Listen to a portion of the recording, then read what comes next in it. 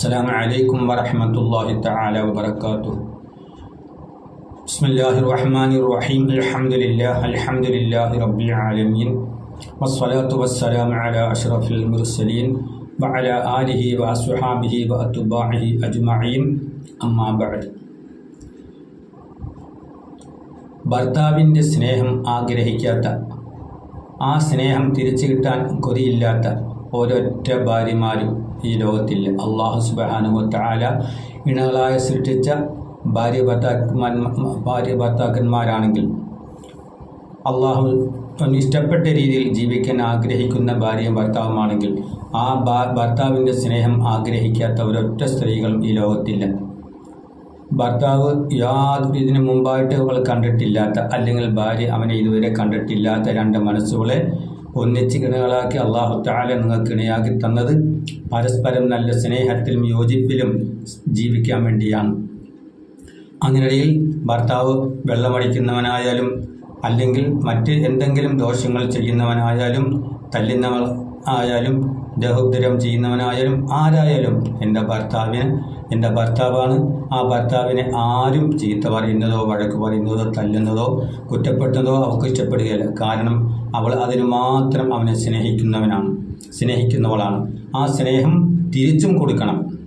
ആ ഭാര്യ നമ്മൾ എന്തുമാത്രം സ്നേഹിക്കുന്നുവോ അതിൻ്റെ ഒരു പകുതി, ഒരു 50% നിങ്ങളെ കൊണ്ട് പറ്റുമെങ്കിൽ അവളെയും സ്നേഹിക്കുക. 100% അവൾ സ്നേഹിച്ചാൽ ആ 100% സ്നേഹം തിരിച്ചു കൊടുക്കാൻ പറ്റുന്നില്ലെങ്കിൽ അതിൻ്റെ പകുതി സ്നേഹമെങ്കിലും അവൾക്ക് കൊടുത്തിരിക്കണം. അല്ലാതെ നീ ചിലവിന് കൊടുക്കുന്നവളാണ്, അല്ലെങ്കിൽ അവൾ നിൻ്റെ ഭാര്യയാണ്, ആ പരിഗണന വെച്ച് എന്ത് ചെയ്താലും കുറ്റങ്ങൾ കണ്ടുപിടിക്കും.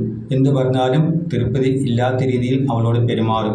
അവൾ കൊണ്ടുതരുന്ന ചായക്ക് മധുരം കുറവാണ്, ചായയും ഗ്ലാസും കൊണ്ടിട്ട് വലിച്ചെറിയും. ചോറോ കറിയോ കൊണ്ട് തന്നാൽ അതിന് എരിവ് കുറവാണ്, പുളി കുറവാണ്, 100 കുറ്റങ്ങൾ പറഞ്ഞ് ചോറും കറിയും എടുത്ത് ദൂരെ എറിയും. എന്നിട്ട് അവക്കിട്ട് 2 തല്ലും. ഇതല്ല സ്നേഹം.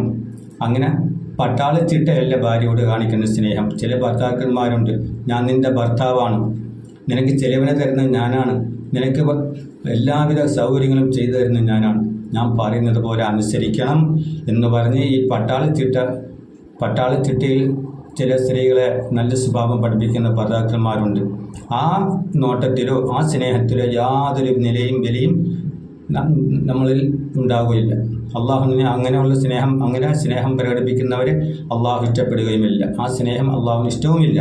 അപ്പോൾ ഭാര്യയെ സ്നേഹിക്കുന്നവനാണെങ്കിൽ നല്ല രീതിയിൽ സ്നേഹിക്കണം. അള്ളാഹു തആല പറഞ്ഞു, വഅശ്റുഹുന്ന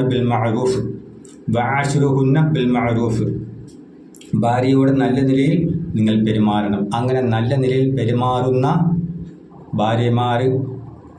ഭർത്താക്കന്മാരാണെങ്കിൽ ആ ഭർത്താക്കന്മാർ അങ്ങേയറ്റം സ്നേഹിക്കും. ആ സ്നേഹം കൂടി വരുന്നതനുസരിച്ച് നിങ്ങൾ പുറത്തോട്ട് പോകുന്ന സമയത്ത്, പഠിച്ചവനെ എൻ്റെ ഭർത്താവ് പുറത്തോട്ട് പോയി ജോലിക്ക് പോയതാണ്, അള്ളാഹുവെ നീ കാക്കണേ തമ്പുരാനെ, ഒരാപത്തോളം കൂടാതെ തിരിച്ച് എൻ്റെ അടുക്കൽ എത്തിക്കണേ തമ്പുരാനെ എന്ന് ആ പെണ്ണ് വീട്ടിലിരുന്ന് ദുആ ചെയ്യും. അങ്ങനെ പുറത്തോട്ട് പോകുന്ന സമയത്ത് നമ്മൾ എന്ത് ചെയ്യണം? നല്ല സ്നേഹത്തോടുകൂടി ആഹാരമൊക്കെ കഴിച്ച് പുറത്തോട്ട് പോകുന്ന സമയത്ത് ആ ഭർത്താവ് അവളെന്ത് ചെയ്യണം? അവളെ നെറ്റിയിൽ ഒരു ചുംബനം കൊടുത്തിട്ട് വേണം അവൻ ജോലിക്ക് വെളിയിലോട്ട് പോകാൻ. അള്ളാഹുവിൻ്റെ റസൂലിന് 11 ഭാര്യമാരുണ്ടായിരുന്നു. ഏത് ഭാര്യമാരുടെ കൂട്ടത്തിൽ അള്ളാഹുവിൻ്റെ റസൂൽ കഴിഞ്ഞാലും അള്ളാഹുവിൻ്റെ റസൂൽ വെളിയിലേക്ക് പോകാൻ ഉദ്ദേശിച്ചാൽ വെളിയിലേക്ക് പോകാൻ തുടങ്ങുമ്പോഴേ ഏത് ഭാര്യമാരുടെ അടുത്താണോ അള്ളാഹുവിൻ്റെ റസൂലുള്ളത്, അള്ളാഹുവിൻ്റെ റസൂലിൻ്റെയും നെറ്റിയിൽ ഒരു ചുംബനം കൊടുത്തിട്ടേ വെളിയിലോട്ട് പോകാറുള്ളൂ. ആ മാതൃക നമ്മളും പിൻപറ്റണം. അവർ ഒരു വസ്ത്രമോ അല്ലെങ്കിൽ അവർ ആർഭാടമായ രീതിയിലല്ലാത്ത രീതിയിൽ നല്ല രീതിയിൽ ജീവിക്കുന്ന ഒരു സ്ത്രീയാണെങ്കിൽ അവൾ പറയുന്നതെന്തും അനുസരിച്ച് നമ്മൾ ചെയ്തു കൊടുക്കണം. നമ്മളെ വിശ്വസിച്ച് മാത്രം നമ്മളോട് ഇറങ്ങി വന്ന പെണ്ണാണ്. അപ്പോൾ ആ നല്ല സ്നേഹവും ആ സന്തോഷവും നമ്മളെപ്പോഴും കൊടുക്കണം. അല്ലാതെ വയറ് വിശന്നാൽ അവർക്ക് സങ്കടപ്പെടുകയില്ല. ഇട്ടിരിക്കുന്ന വസ്ത്രം കീറിപ്പോയി, ഒരെണ്ണം പുതിയത് കിട്ടിയില്ല എന്ന് പറഞ്ഞ് അവൾ പരാതി പറയുകയില്ല.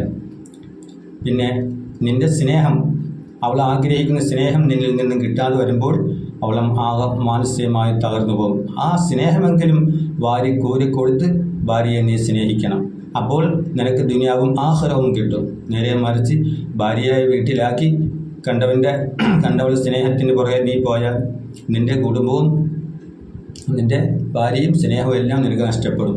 അതുപോലെ ഇതൊരു ഭാഗം. മറ്റൊരു ഭാഗം കൂടെ പറയാനുള്ളത്, ഭർത്താവ് കഷ്ടപ്പെട്ട് വീടും സ്ഥലവും എല്ലാം ഉണ്ടാക്കി ഭാര്യയെ വീട്ടിലാക്കിയിട്ട് ഇവൻ ഗൾഫിൽ പോകും. അധ്വാനിച്ച് അവിടെ കിടന്ന് മരുഭൂമിയിൽ കിടന്ന് അധ്വാനിച്ച് അവൻ അയക്കുന്ന പൈസ വീട്ടിൽ സൂക്ഷിക്കുന്നതിന് പകരം അവൾക്ക് ആർക്കെങ്കിലും സഹായിക്കാനോ അല്ലെങ്കിൽ അവളെ ആരെങ്കിലും ഒന്ന് സ്നേഹിക്കാനോ ഉണ്ടെങ്കിൽ എന്തു ചെയ്യും? അവൻ കൊടുക്കുന്ന പൈസ, അവൻ കഷ്ടപ്പെടുന്ന പൈസ അവളെ ആരെങ്കിലും സ്നേഹിക്കുന്നുണ്ടെങ്കിൽ അല്ലെങ്കിൽ ഒന്ന് ചിരിച്ച് കാണിക്കുന്നുണ്ടെങ്കിൽ അവനെ ഓർത്ത് സഹായിക്കും. അത് പാടില്ല. ഭർത്താവ് വീട്ടിലില്ല, വെളിയിലാണെങ്കിൽ അവളുടെ ശരീരത്തിനെയും അവൻ്റെ ധനത്തെയും സൂക്ഷിക്കുന്നവളാണ് ഉത്തമമായ സ്ത്രീ.